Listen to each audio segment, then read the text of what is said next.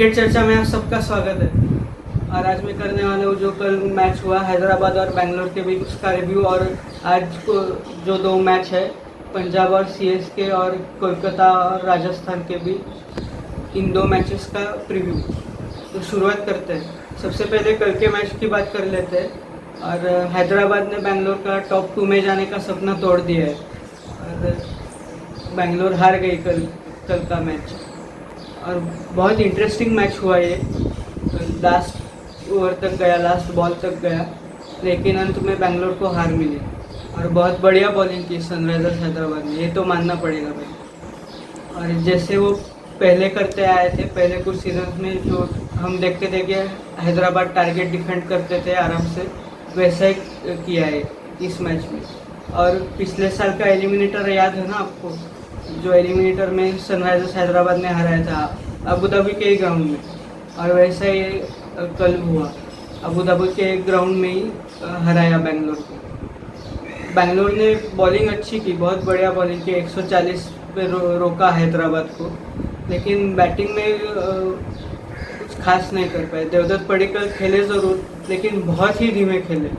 वो थोड़ा run ball खेलते तो भी चल जाता, क्योंकि वो कोशिश कर रहे थे कि अंत तक खेले वो और मैच ख़त्म करे, लेकिन वो थोड़ा स्ट्राइक रेट को उनको ध्यान देना पड़ेगा। क्योंकि जब इंडिया का लेग चल रहा था, जो पहला लेग हुआ था आईपीएल का, उसमें उनका स्ट्राइक रेट था 150, और यूएई में आते उनका स्ट्राइक रेट हो गया है 115।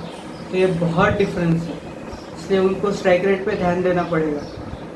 और आप एबी को नंबर 3 पे भेजो ना, डैनियल क्रिस्टन को क्यों भेज रहे हैं नंबर 3 पे? ये क्या मुँह है? कुछ समझ में नहीं आया मेरे को। कुछ भी करते रहते हैं यार इसके भी वाले। तो क्या मालूम उनकी क्या सोच है, क्योंकि आप चाहते कि प्लेऑफ्स में एबी डिविलियर्स फॉर्म में रहे, क्योंकि उनकी बैटिंग नहीं आए इस लेग में, इसलिए। और वो इंटरनेशनल क्रिकेट भी नहीं खेलते, वो रिटायर हो चुके हैं। इसलिए आपको अगर नंबर 3 पे भेजना ही है तो एबी डिविलियर्स को भेजिए, या फिर श्रीकर भरत को भेजिए। उन्होंने अच्छी पारियाँ खेली है श्रीकर भरत ने भी 3 नंबर पे। क्यों आप डैनियल क्रिस्टन को भेज रहे हो? कुछ समझ में नहीं आ रहा हो, और इसीलिए आप मैच हारे हो।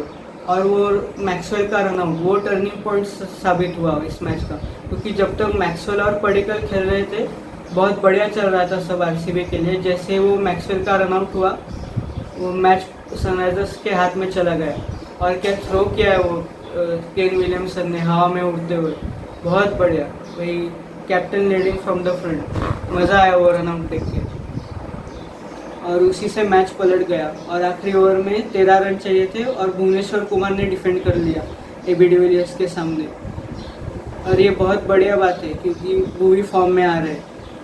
ये सनराइजर्स के लिए तो है ही बढ़िया बात, और खासकर इंडियन टीम के लिए बहुत बढ़िया बात है, क्योंकि भुवी का फॉर्म में आना ज़रूरी था। और पिछले 2 मैचेस से लग रहा है कि भुवी फॉर्म में आ रहे हैं। तो ये तो हो गई कल के मैच की बात। बेंगलोर हार गया, अब टॉप 2 में जगह बनाना मुश्किल है उनके लिए।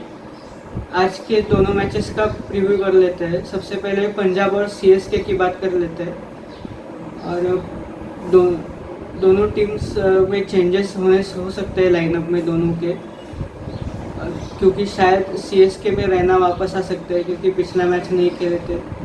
और अभी सैम करन भी रूल आउट हो चुके हैं आईपीएल से और T20 वर्ल्ड कप से भी, तो शायद ब्रावो ही खेलेंगे। वरना वो रोटेट कर रहे थे सैम करन और ब्रावो को, क्योंकि ब्रावो इंजरी से आए थे, सीपीएल से इंजरी लेके आए थे, इसलिए वो रोटेट कर रहे थे। तो चेंजेस तो होंगे दोनों के लाइनअप में।